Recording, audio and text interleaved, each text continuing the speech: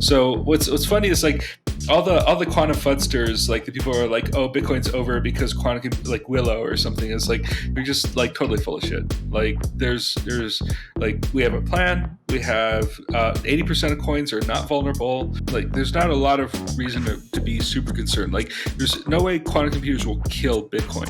I don't think there's cause to worry. Well, I'll tell you who is concerned, like really very concerned about this quantum threat to the point where they're laying out roadmaps and deadlines and like we need to be ready by this date, and that's the U.S. government. They have a specific date in which they want to phase out elliptic curve cryptography entirely, which is the year 2035. They also have like roadmaps towards the transition to post-quantum cryptography. So if we want Bitcoin to be at least as secure as the government expects their own systems to be, then we basically have 5 to 10 years. You know, like if you're just looking at the writing on the wall, if you're just looking at what the government is doing, then it's pretty clear that they know something we don't.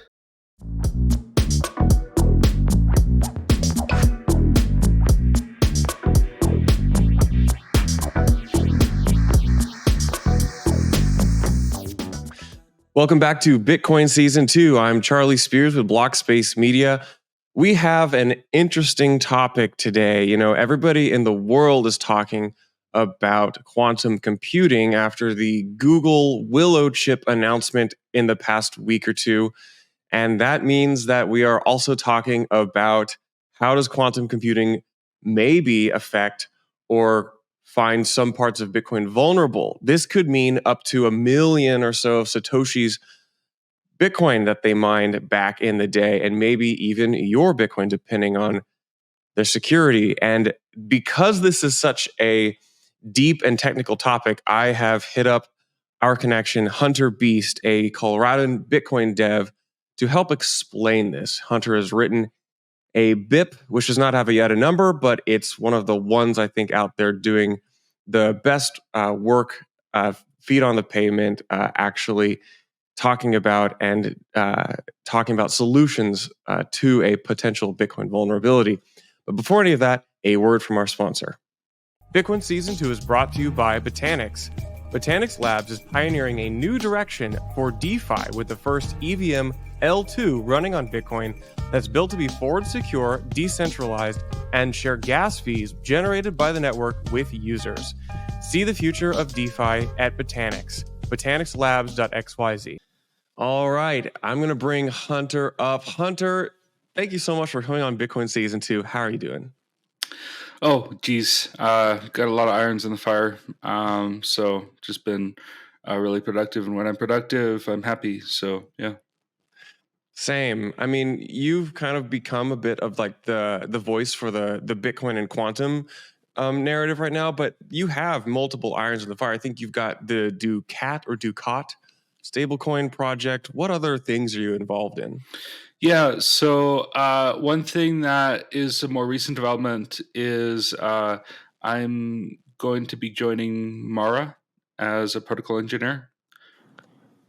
Ooh, I didn't know that. That's a big announcement. So congratulations. Yeah, thank you. And one reason they wanted me to join was because of the work that I'm doing on quantum resistance, and in particular, they want to deploy a sidechain that employs that. But we haven't really announced too many details on that, so more on that soon. Yeah, I'm excited to learn more about that. Maybe we do we repick that conversation up again whenever you guys are further along with that. So I kind of said, like, you know, I have a bit of a hybrid audience here, and a lot of people have no idea about anything to do with quantum, and frankly, I think a lot of people lack even a basic understanding of Bitcoin, even if they own a lot of Bitcoin. And these two things are kind of difficult to explain. So my thought is we start out with some kind of high level, like simplified, like talking points, and then I can let you take the gloves off and go deeper into some of the obscure technicalities of this. So let's first of all go back to like what kicked off this most recent narrative, which is Google CEO Sundar Pichai tweeted and announced their Willow chip. It said it's a quantum breakthrough, and we saw a bunch of people have different takes on it. What is your take on the Google chip news, and maybe put in context of the bigger quantum discussion? Yeah. So up until this point, it really does feel like we've been working with sort of like early quantum computing, in that it's basically like the vacuum tubes and relay computers of old, right? Like of the 1940s and 50s. We're using mercury delay lines and that sort of thing. If you know your old computing history, Like the old Alan Turing computer yeah, from the movie, that yeah, kind of thing, that that kind old of thing. style. Yeah, like lots of wires and lots of physical components that you can touch with your hands, and often have to service, right? So, like one of the earliest computers was called the ANFSQ7, and it was a military computer that used about 10 or 20,000 different vacuum tubes, and it had to be serviced every now and then. Like you had to go into the computer and replace certain parts. And you see people doing this with quantum computers, where they actually have to take out the cover of it and go in and play with the wires.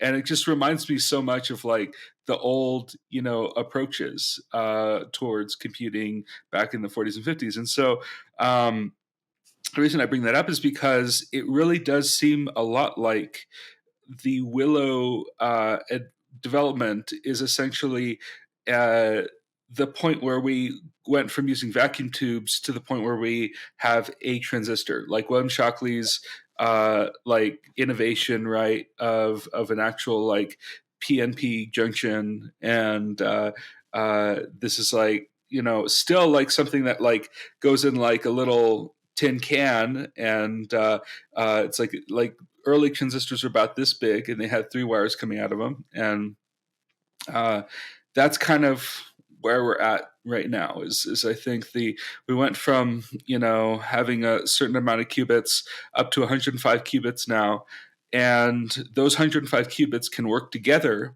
using what are called error correction codes to act as a single unit, where it goes from being physical qubits to a logical qubit. And that's when things start getting a little interesting, because then all it is a scaling problem. And we've gotten really good at putting transistors on chips and details on chips. These are qubits, for example, are held in what are called Josephson junctions, but that's also getting into the weeds. So yeah, well, that's getting the weeds. So it's kind of like we're going from the vacuum tubes to the what I think modern day hardware still kind of uses, which is types of transistors. Right. I also, you also say error correction, and does this get into the topic of like noise when, Right. like talking about quantum? This might be another kind of good follow up to explain this concept of noise when talking about quantum computing. Right. So any little thing like a vibration or like a radio wave, things like that, they all have to be kind of isolated from the external environment, and that's one reason why the chips have to be cooled to supercooled temperatures, basically almost as close as we get to absolute zero, colder than space. And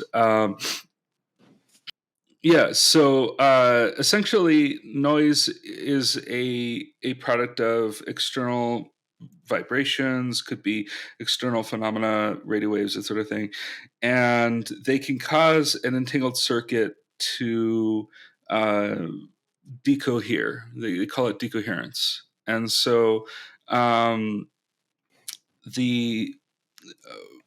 and what makes quantum computers special is that they're able to entangle these quantum bits together uh, to the point where they share the same state um, until they're read, and then when they're read out, there's like a collapse of the wave function, basically, which is a term that's borrowed from multiverse theory. And in the latest Google Willow paper, they said that this basically affirms the notion that quantum computers exist within a multiverse, and they parallelize computation across multiple universes, and then the most likely solution collapses into like the actual what we read, the result that we read from the chip. And so the more qubits you get, especially the more logical qubits you get, you can start modeling complex systems like elliptic curve cryptography. And in particular, you don't even need to model the entire process of turning a private key to a public key. Instead, you're going from a public key to a private key.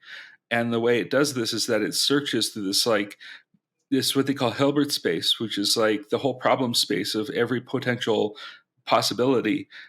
And it then the quantum computer is able to arrive at like a close enough solution. And so long as we can check to see if that number goes back to a public key and it matches the public key, then you found the private key. And so that's a huge problem for elliptic curve cryptography, because it relies on this assumption that doing that particular thing is quite hard, quite computationally expensive. And unfortunately, quantum computers kind of break that rule. They're able to optimize these problems to the point where they are solvable within days or hours or minutes. We're going to come back to this concept of like a quantum computer breaking elliptic curve cryptography and how that applies to Bitcoin. I think I want to again talk about quantum at a high level and just talk about it, the urgency with which we should or shouldn't actively look at solutions or mitigations to things that quantum would break. Like, how urgent is it that we start talking about quantum? Like, I've heard people be critical of this, saying, well, it's never going to happen. Quantum's a LARP. This is not really a thing we need to be concerned with. But yet it seems to me that there is some material reason like why we should be discussing this. Like, could we wake up next week and see that like something about Bitcoin or just cryptography in general is broken from quantum? What's your take on this? Well, I'll tell you who is concerned, like really very concerned about this quantum threat, to the point where there's laying out roadmaps and deadlines and like, we need to be ready by this date. And that's the US government. And they have a specific date in which they want to phase out elliptic curve cryptography entirely. And they also have which is the year 2035. They also have roadmaps towards the transition to post-quantum cryptography. They sort of go from like 2029 to 2032. And so if we want Bitcoin to be at least as secure as the government expects their own systems to be, then we basically have 5 to 10 years to catch up. And I think what, like if you're just looking at the writing on the wall, if you're just looking at what the government is doing, then it's pretty clear that they know something we don't. And they've been working on this problem too in parallel. I've met engineers who work for Raytheon who are working on the quantum problem. This is a defense prime contractor. And there's also a company called In-Q-Tel you may have heard of. They're essentially the private branch of the CIA, and they invest in quantum computing projects all the time, like Rigetti and IonQ. And so there's definitely a lot of they call it spooky action at a distance. This is just spook action right here, like right at home.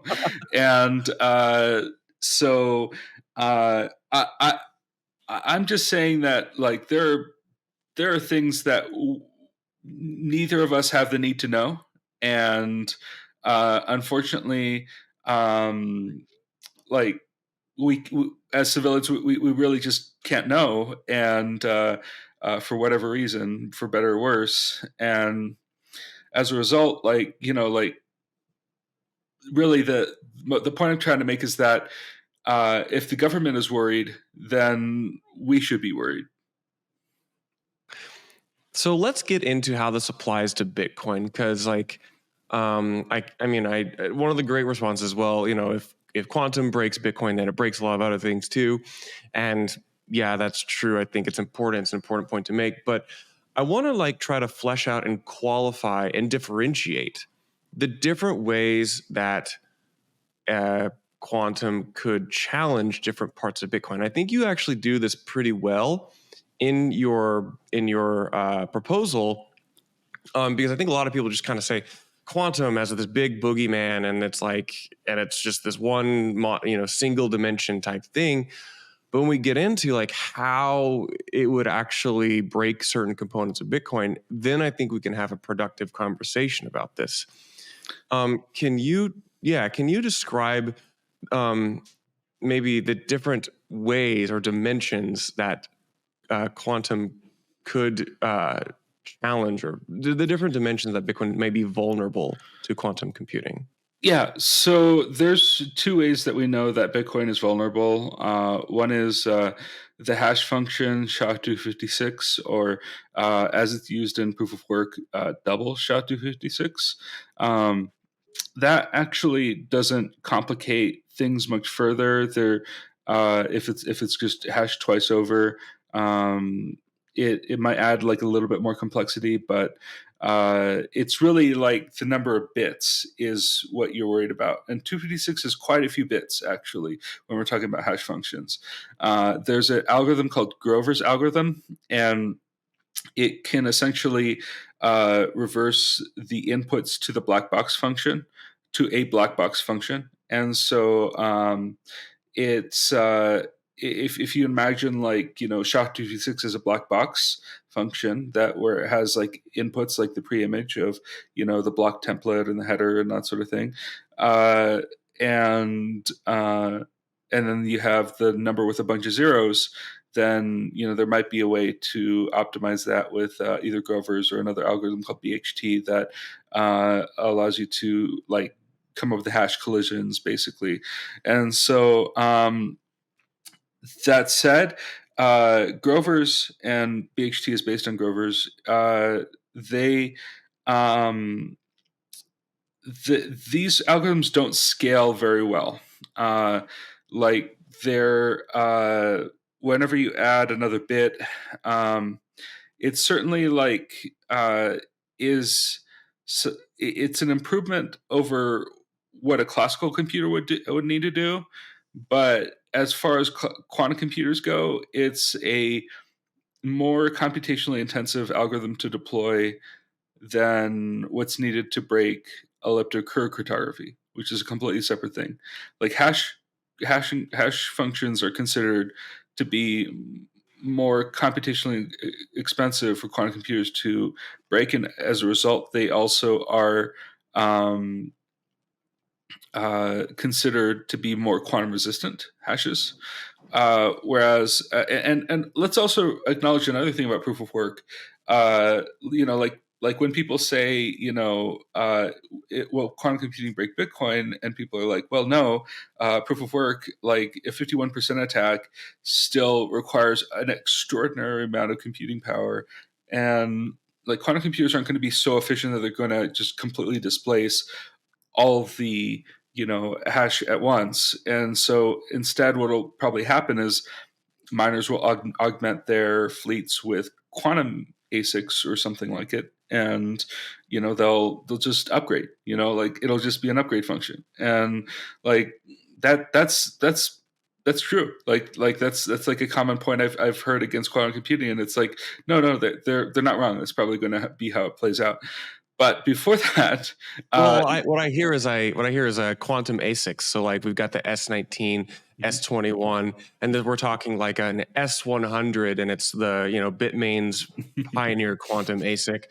This is the reductionist future, which actually is pretty cool to me. So yeah, it's meant yeah, to be deployed in vacuum on the moon. yeah, So that's where we get the whole space mining idea. right. Well, like space mining doesn't necessarily make a ton of sense because Wait, there's like this the might be out thermal. of scope, but I know, yeah, the Yeah, heat. well, the thermal the thermals of that is more difficult because not only do you have to collect your energy from solar rays, but you also have to radiate it, and so any energy you get in, you have to put out in space. However, on the moon, that's a different story. You can actually do what's called selenothermal heat rejection.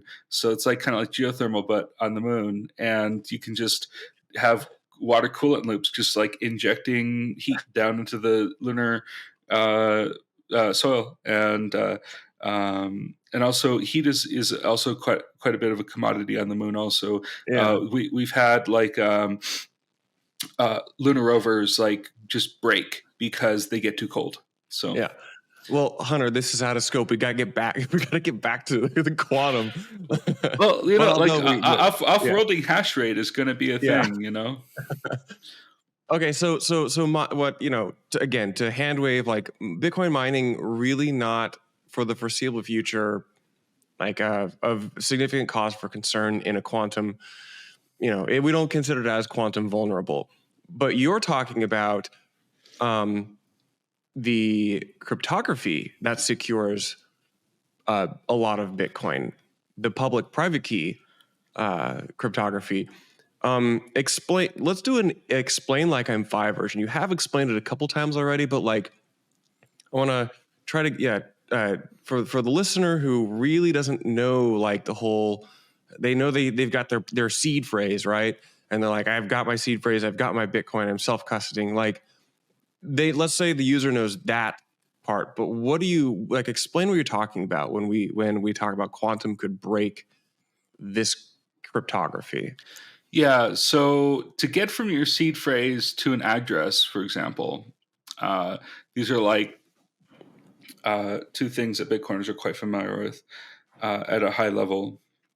To get from a seed phrase to a address, you need to go through this whole process of, first of all, the seed phrase goes through what's called a password-based key derivation function, and it basically hashes the shit out of your your words, and then it'll result in a number, and this number will then put it through. This is going from what's called BIP39 to BIP32, and BIP32 basically specifies how you take this number, the seed that you get from the PBKDF, to go into what's called a HMAC, or a hash message authentication function, and that is a 512-bit number. And so then you go from that HMAC to essentially something called hierarchical deterministic key derivation. And this is then using what's called a descriptor. And a descriptor includes like the network, whether it's testnet or mainnet, what account you're using on your hardware device, and then also whether your address that you're generating is going to be used for receive or change. And then finally, the address index, which is like at what point in like what list of like Blue Wallet will show you sometimes a list of all the different addresses your wallet generates, and Sparrow's really good at this, and this is also similar for the ordinals folks. When you have your Xverse and you keep creating new wallets, those are just addresses. They're in the same. There's by the same private key. So you're talking about that kind of mechanism. Yeah, exactly. And so each one of those then gets hashed again, and this hash is then this is actually the private key. And then when you go from in order to go from a private key to a public key, you need to multiply it by in a certain way, in a specific way. But this is defined in what's called the SEC P256K1 signature algorithm. And this is a specification for elliptic curve cryptography. And they're like a group for actually developing this, and that's where the SecP comes from. And then 256 is the number of bits of security that this elliptic curve cryptography provides, and then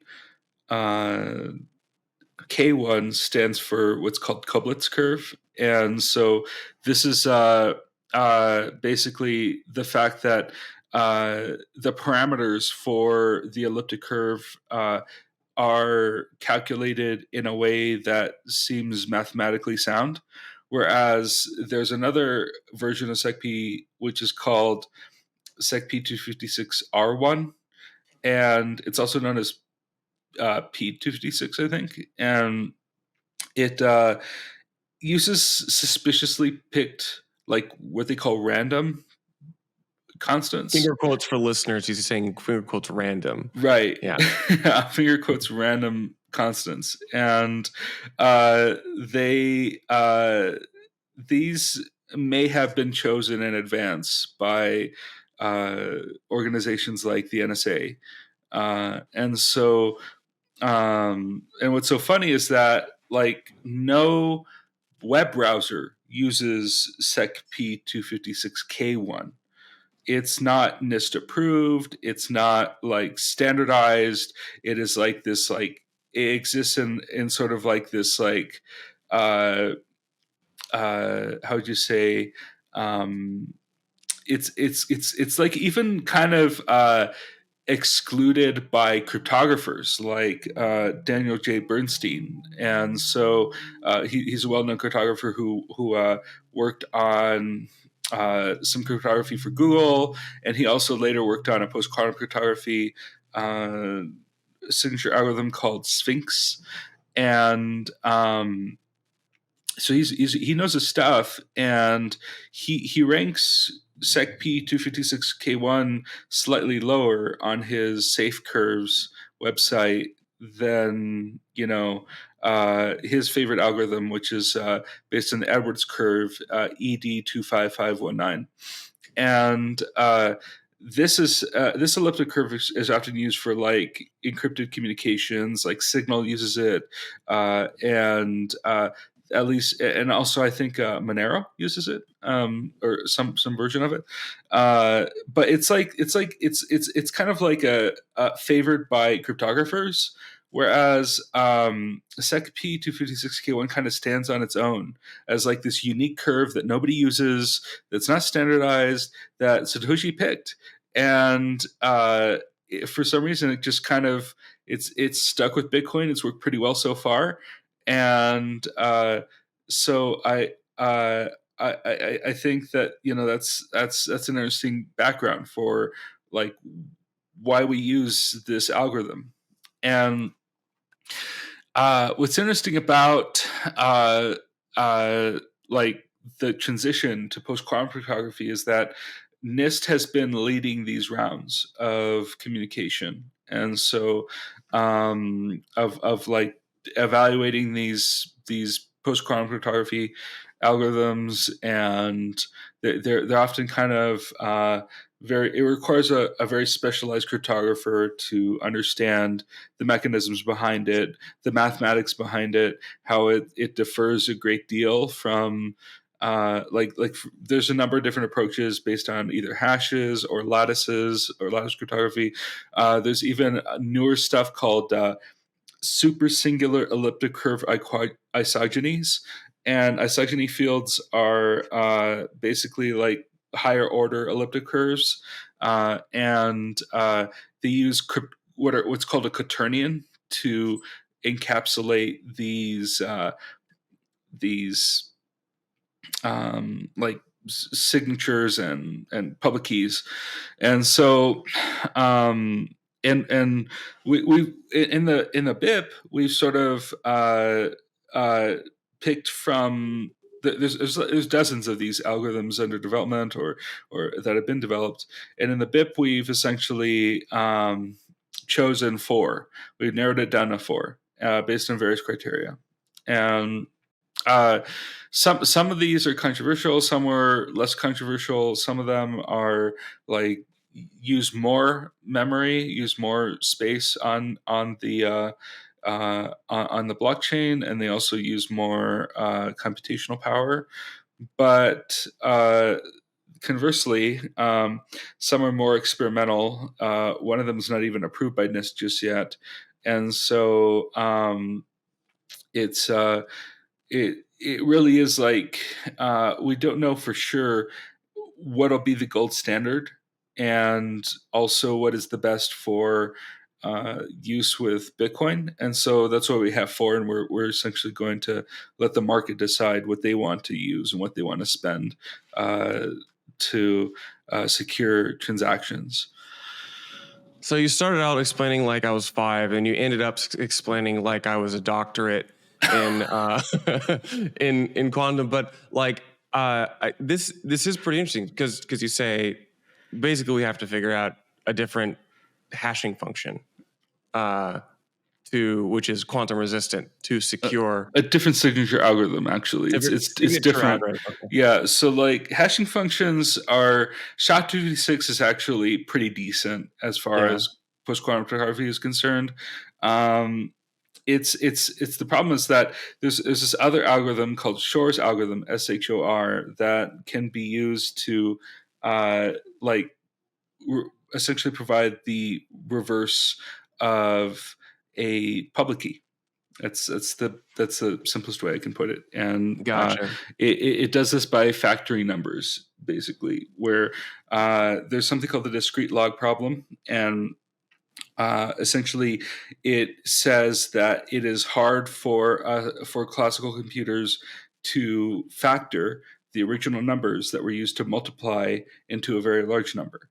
And so there's a lot of information lost there whenever you multiply two big numbers. And so finding the original number, especially if it's as large as 256 bits, which is a number that's larger than the number of atoms in the known universe, then finding that like the private key that corresponds to a public key is actually highly improbable and very difficult to find if you're brute forcing, unless you have some other optimization mechanism. Yeah.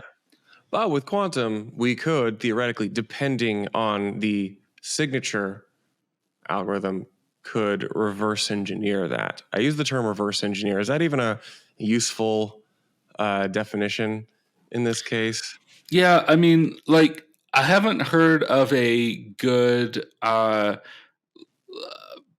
nomenclature that is standardized for that process. I could look into it more, but basically, for lack of a better way of putting it, it's just like finding the original private key to a public key. So you can kind of consider it as reversing that function. Okay, so that gets us into some of the meat and potatoes of like what specifically your BIP and what specifically is at risk in for Bitcoin, and then gets into exactly what you're proposing. You are saying there are certain signature algorithms, there are certain types Bitcoin held in certain addresses or by certain public keys, which are more vulnerable to quantum computing. You call them cryptographically relevant quantum computers, or CQR. Cryptoanalytically, yeah.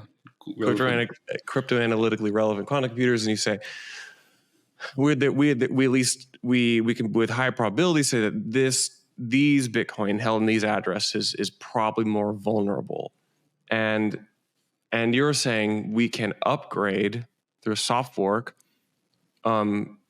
the cryptography used to generate addresses so that it is theoretically quantum secure, or not vulnerable given our understanding of cryptography.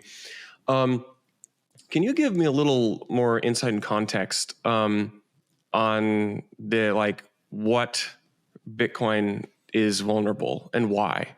I think you said there, I'm looking at the BIP, you had, I think, 4 types of addresses. Can you explain those a little bit? Yeah, so there's 4 different address types that we've outlined that we basically explained some are safe or some are vulnerable. And then there's also 4 different scenarios in Bitcoin where essentially a public key may be exposed. And so whenever a public key is exposed, that's when we're in the danger zone. And so early addresses were essentially a public key encoded as the locking script, or what they call the script pub key. But that essentially is like the entire public key, all 65 bytes of it, available for anybody with a quantum computer powerful enough to take the funds in those addresses. Then there's Taproot, which is far more recent, but it's 32 byte X only public key. And so it's kind of like just the X coordinate, but it's easy enough to find the Y coordinate that corresponds with the X coordinate. And so it might as well be, for all intents and purposes, a fully exposed public key as well. And that said, there are public key hash addresses, and those are considered quantum resistant because, as I said earlier, hashes are considered quantum resistant, and so to some degree at least. And so there's 2 more common of the public key hash address types. There's the ones that start with the number 1 and have just a bunch of alphabetical number letters encoding. It's called base 58 encoding. And this is also known as a legacy address. And then there's also native SegWit addresses. They start with BC1Q and have a much more limited character set of 32 characters. And so they look kind of different. They don't have capital letters, for example. And so those are safe. Gotcha. So for anyone who's listening who's kind of made it this far, they've trudged through some of the technical discourse. Give me a one-liner, which is so how much Bitcoin is at risk? About, it could be somewhere between 2 to 4 million coins, which would be 10 to 20% of Bitcoin. A lot. The lion's share of which is probably Satoshi's, mined by Satoshi, right? Mm-hmm. Which will get us into, I think, a good way to wrap this up. But I want to go into, you talked about taking Bitcoin in these public key hash addresses and again, kind of reversing not the public key hash addresses, or the legacy addresses. Mm-hmm. And the legacy addresses are fine. It's anything that has the public key exposed. So that would be the pay to taproot, and that would be the pay to public key, the very old addresses. Yes, pay to public key. Correct. That's what I'm thinking of. Yeah. Okay. So pay to public key. That would be a lot of Satoshi's Bitcoin. We can probably quantum computers could derive a private key from that. That would be a long range attack. I hadn't really considered. I wasn't aware of this short range attack model until I read through your BIP. Can you explain what a short range attack is? Because I think that might help differentiate additionally. Yeah, so there's 4 scenarios in which your public key is exposed. One is if you're using a very old address from 2010 or so. If you're using pay to taproot addresses, to secure coins. It's not a good idea because the public key is there.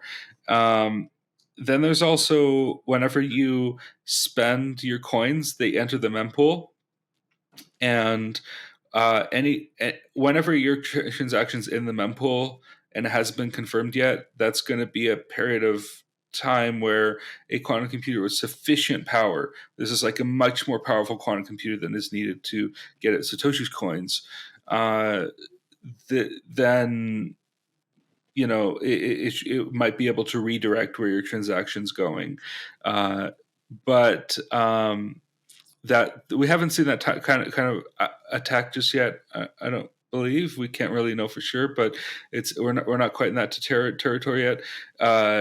It's also unclear if it's been done with any of early coins, certainly not to Satoshi's coins, because we noticed that there's a sort of pattern that his coins kind of follow. Though this is somewhat controversial, but a lot of people acknowledge that the Satoshi pattern is how we can identify which coins were Satoshi's, and we haven't seen those coins move just yet.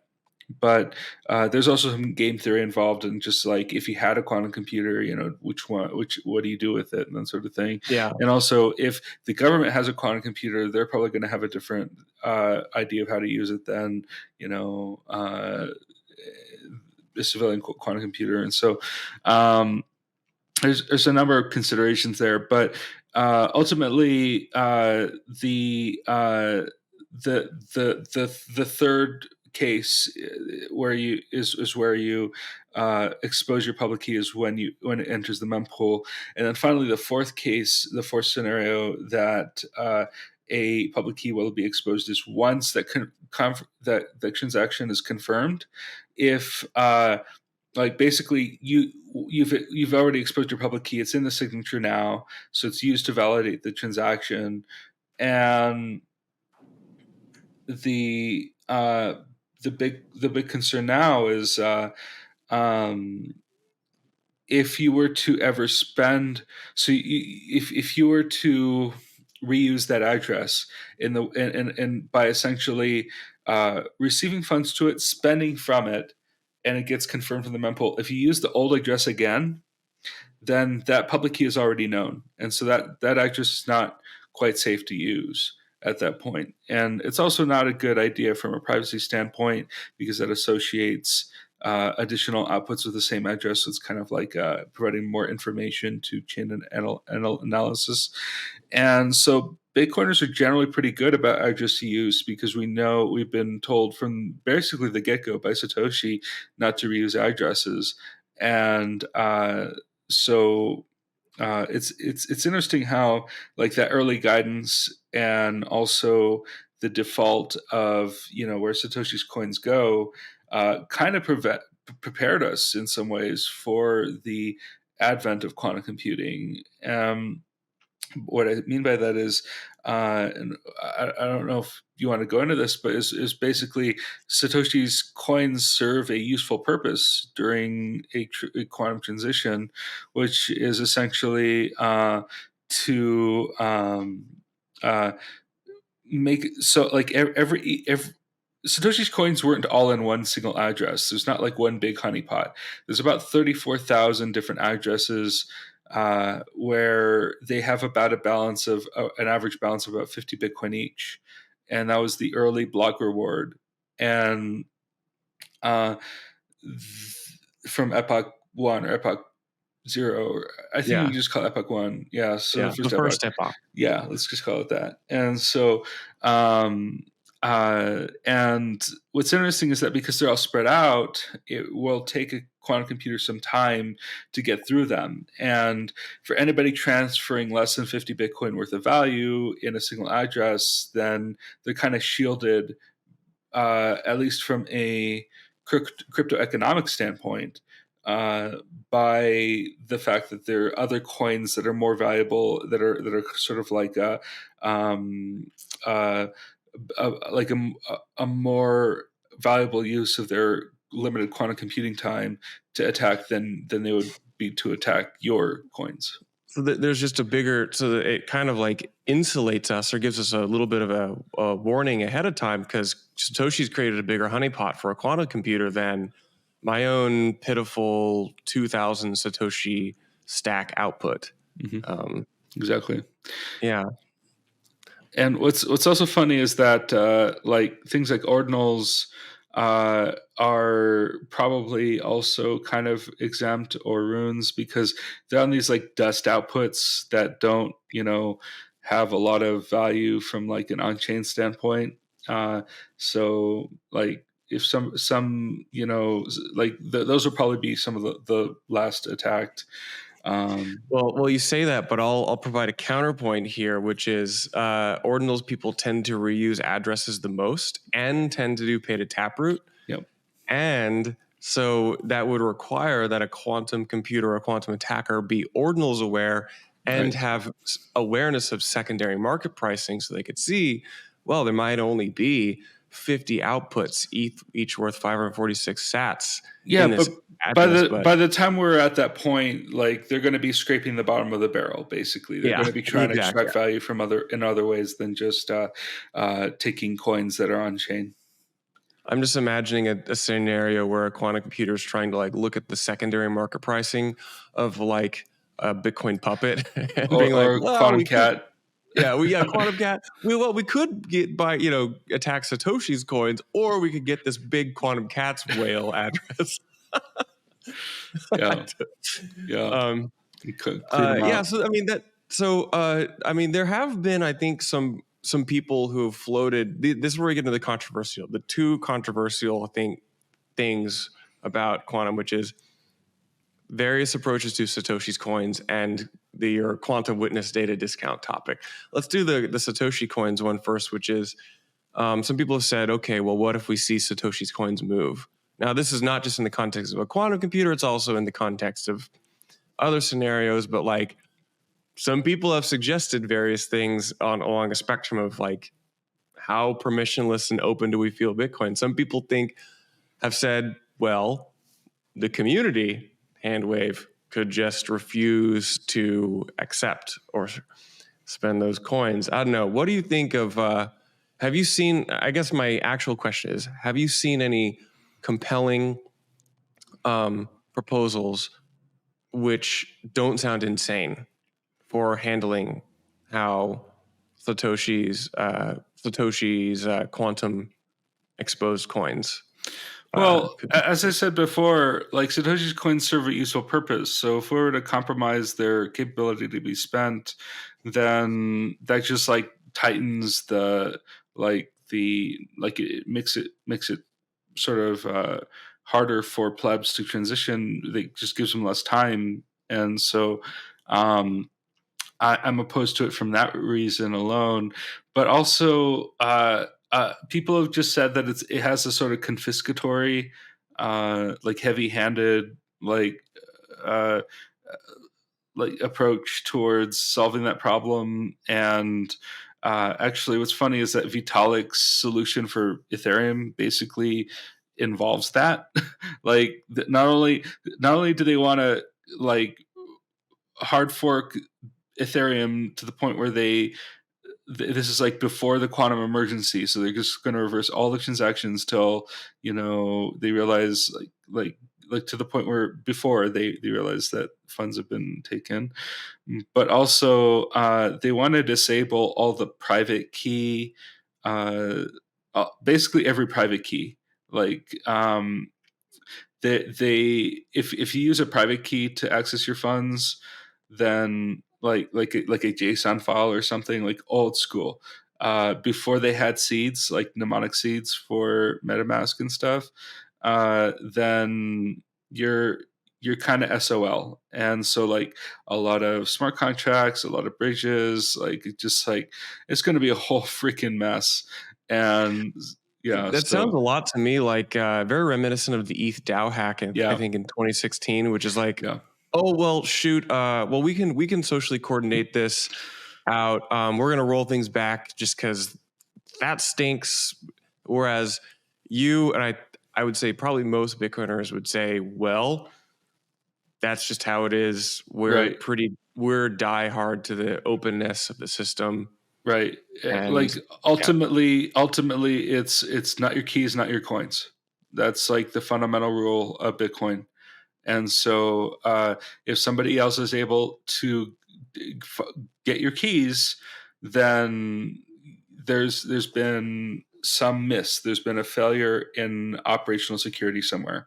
And so and of course, like this one additional complication, operational security, is quantum computing. And so if there's like one thing that viewers or listeners should understand, is that they should keep their coins in native SegWit addresses, which are hashed public keys, and they should never reuse an address.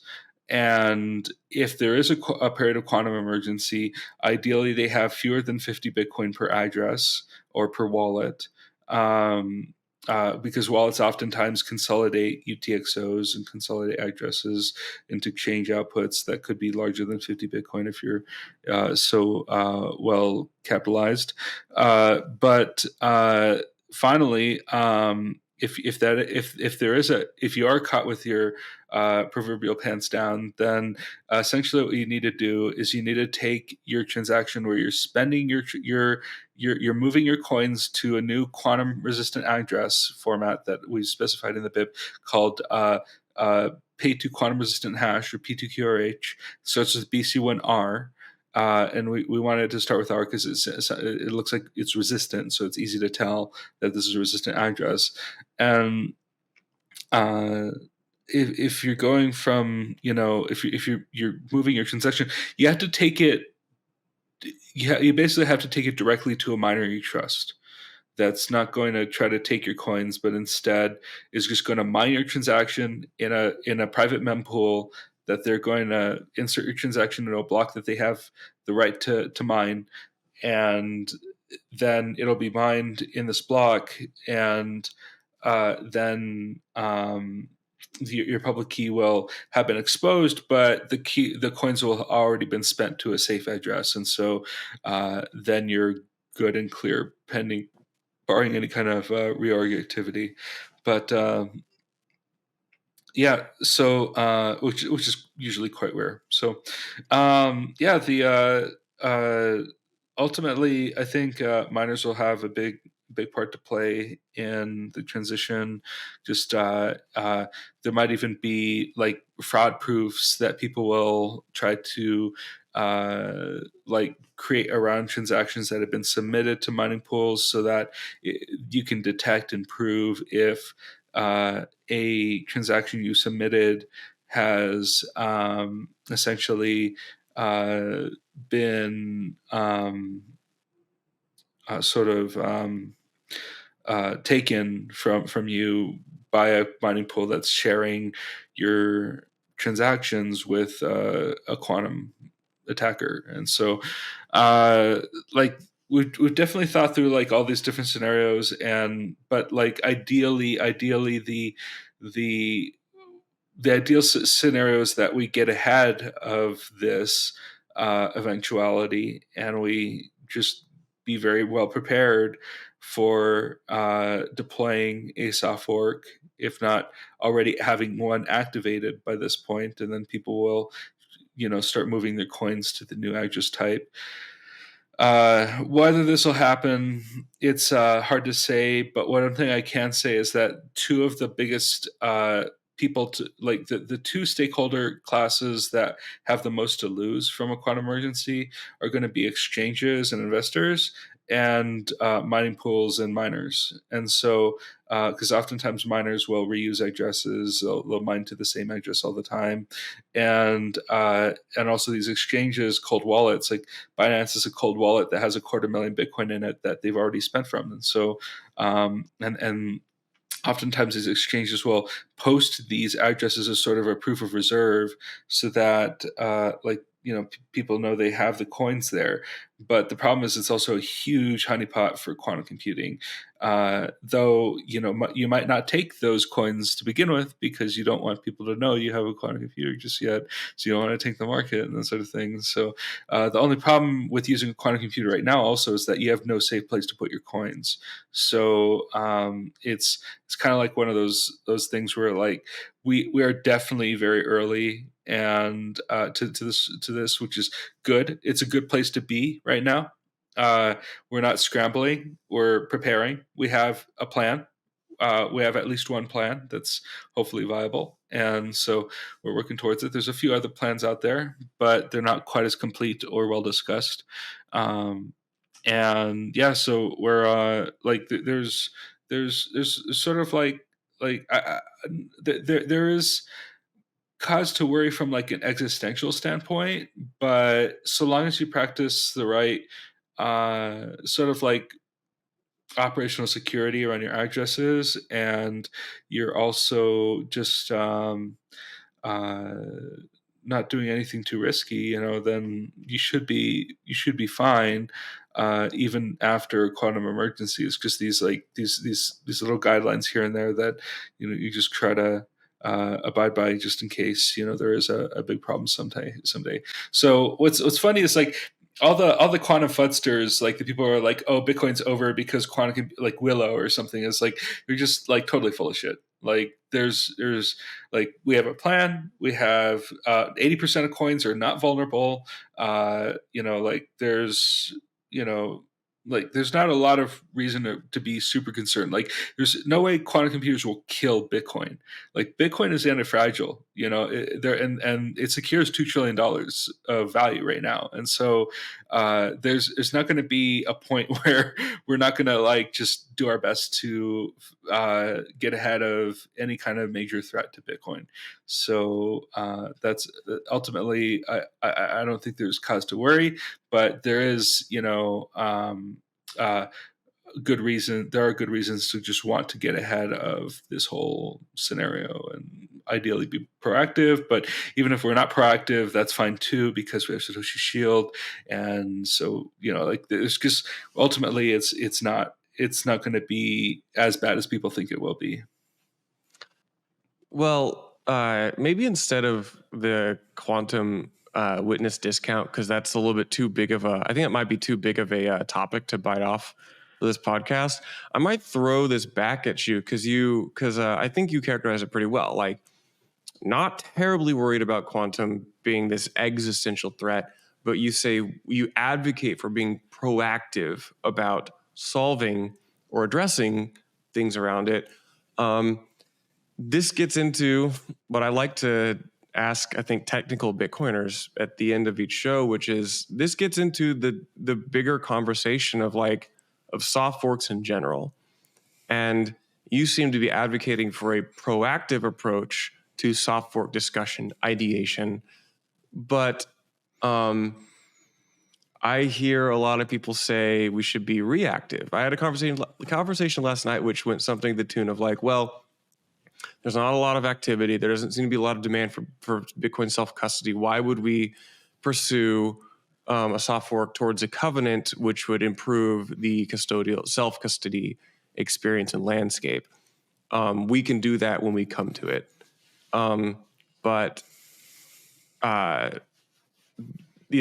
that's one view of, I would say, reactive forking. What are your thoughts on this? And does your proactivity limit itself to just quantum, or thoughts on soft forks in general?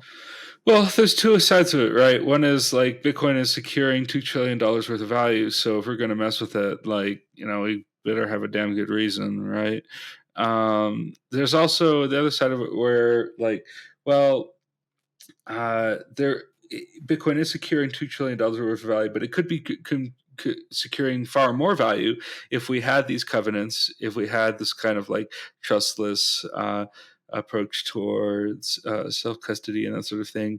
I'm not sure if I buy that argument so much, but what I do buy is the argument that Bitcoin's quantum vulnerability is probably going to be a barrier to adoption by nation states and big investors.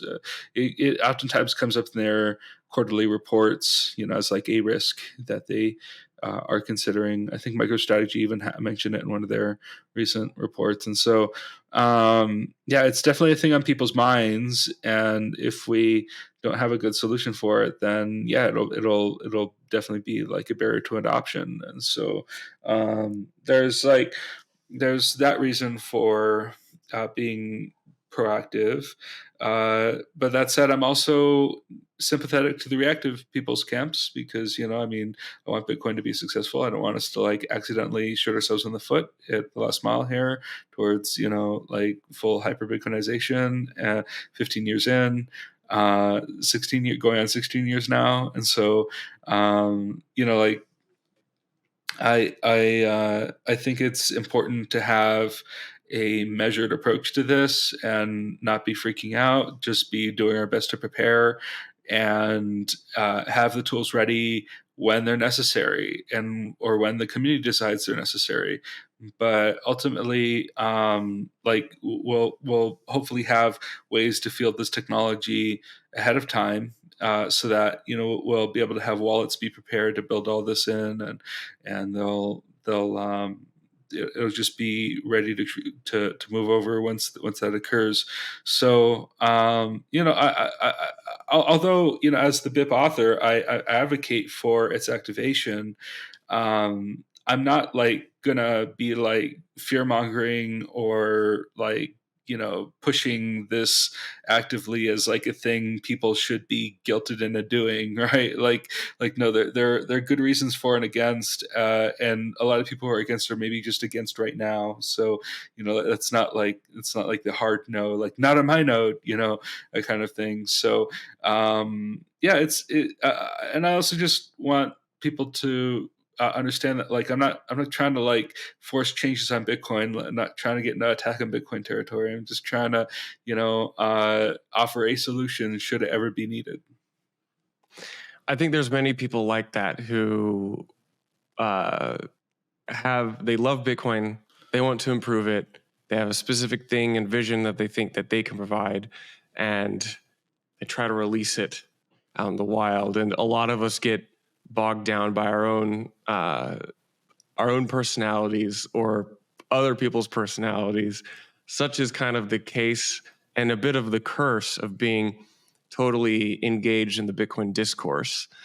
Like we're all ultimately financial doomsday preppers, right? Like we have this like doomsday scenario in mind, which is hyper Bitcoinization. It's had that name for a long time now, and we're just preparing for that possibility or that eventuality or that inevitability based on what we understand of the debt spiral and things like that. And so unfunded liabilities and the dollar milkshake theory, just like it all kind of pointing to the fact that the dollar could die one day.